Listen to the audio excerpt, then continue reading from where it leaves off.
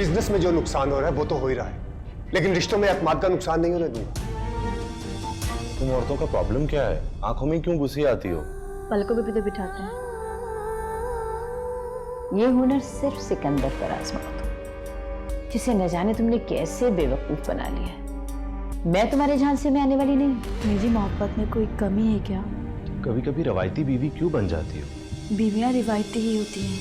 मोहब्बत खेल तमाशा है। देखिए मोहब्बत खेल तमाशा हर पीर की रात 8 बजे सिर्फ TV1 पर। आपसी रिश्ता है प्यार का।